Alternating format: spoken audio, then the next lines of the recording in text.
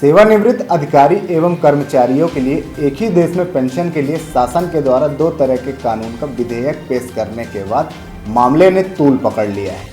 आज वरिष्ठ नागरिक पेंशनर्स एसोसिएशन के द्वारा कलेक्टर कमिश्नर के माध्यम से प्रधानमंत्री के नाम संदेश भेजा है। रिटायर हो चुके अधिकारी एवं कर्मचारियों ने कलेक्ट्रेट का घेराव करते हुए बताया कि सरकार के द्वारा वर्ष 2025 में नया कानून वित्त विधेयक पेश किया गया है। इस विधेयक में 1 जनवरी 2025 के बाद जो रिटायर होंगे उन्हें ही 8वें वेतनमान का लाभ मिलेगा, लेकिन जो इसके पहले रिटायर हो चुके हैं उन्हें इस लाभ से वंचित किया गया है। पेंशनर एसोसिएशन ने कहा कि कोरोना के समय रिटायर अधिकारी एवं कर्मचारियों से रेलवे की सुविधा छीन ली गई।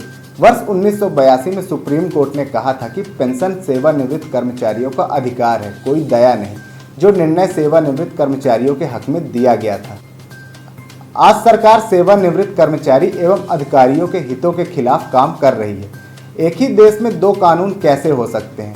सभी ने प्रशासनिक सेवा की है, फिर सेवानिवृत्त कर्मचारी एवं अधिकारियों के लिए दोहरा मापदंड क्यों अपनाया जा रहा है? आज अपनी विभिन्न मांगों को लेकर सेवानिवृत्त अधिकारी एवं कर्मचारियों के द्वारा प्रधानमंत्री के नाम पत्र भेजा गया है।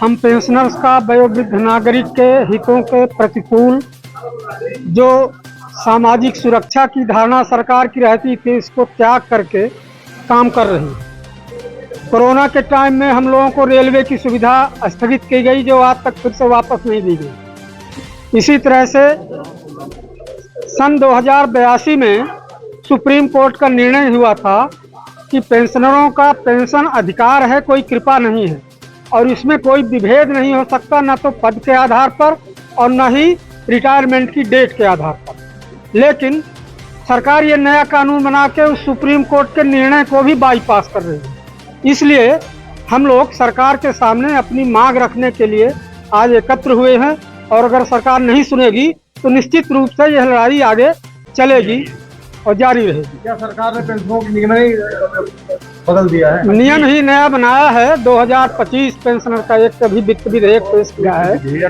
उसमें यह कानून रख दिया है कि 1 जनवरी 2025 के बाद जो रिटायर होंगे उनको वेतन 8वें वेतनमान का लाभ मिलेगा, उन्हीं पेंशनर्स को लाभ मिलेगा, और इसके पहले जो रिटायर है उनको नहीं मिलेगा।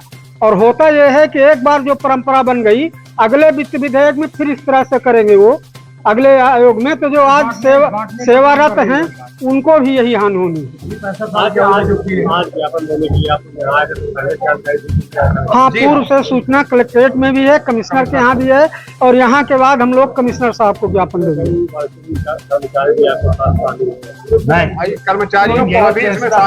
आज पेंशनर संगठन का है, केवल पेंशनर साहब पर हित उनमें उनके भी जुड़े हुए हैं जो आज कर्मचारी हैं, क्योंकि अगले वेतनमान सब रिटायर हैं। और वरिष्ठ नागरिक पेंशनर एसोसिएशन का आयोजन है, उसके बैनर के लिए हम लोग आए हैं।